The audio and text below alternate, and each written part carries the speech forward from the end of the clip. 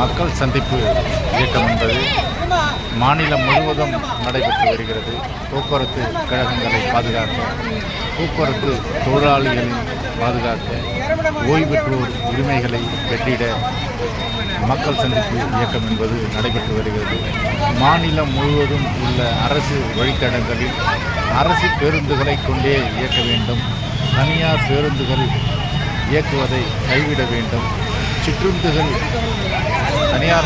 தனியாரிடம் கொடுப்பதை தவிர்த்து போக்குவரத்து கழகங்களே சிற்றுந்துகளை இயக்க வேண்டும் என்ற அடிப்படையில் இந்த மக்கள் சந்திப்பு இயக்கம் என்பது நடைபெறுகிறது.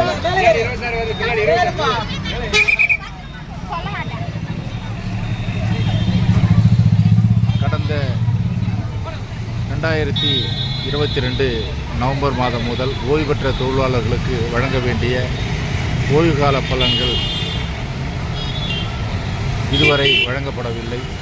அதேபோன்று ஓய்வு பெற்ற தொழிலாளர்களுக்கு வழங்க வேண்டிய அகவிலைப்படி உயர்வு என்பது கடந்த 2015 முதல் கிட்டத்தட்ட 109 மாதங்களாக நிறுத்தி வைக்கப்பட்டுள்ளது. லாபமில்லா வழித்தடங்களில் இயக்கப்படும் பேருந்துகளால் ஏற்படும் நஷ்டத்தை அரசு ஏற்று பட்ஜெட்டில் நிதி ஒதுக்க வேண்டும் என்ற பல முக்கியமான கோரிக்கைகளை வலியுறுத்தி போக்குவரத்து தொழிலாளர்கள் மக்கள் சந்திப்பு இயக்கத்தை மாநிலம் முழுவதும் நடத்தி வருகிறார்கள்.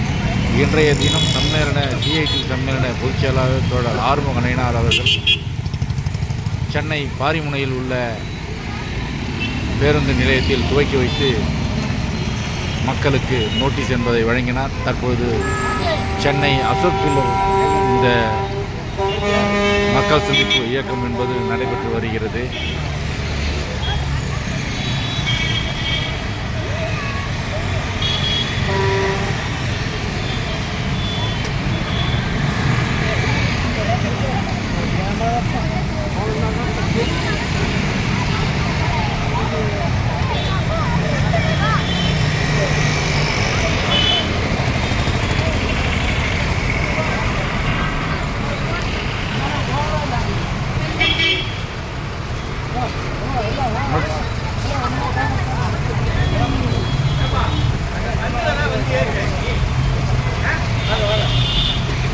நோட்டீஸை பெற்றுக்கொண்ட பொதுமக்கள் போதுமான அளவிற்கு பேருந்துகளை இயக்க வேண்டும்.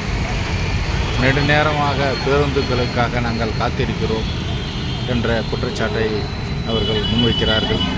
அரசு இதன் மீது உடனடியாக கவனம் செலுத்த வேண்டும் என்ற கோரிக்கையும் அவர்களிடமிருந்து பெறப்படுகிறது.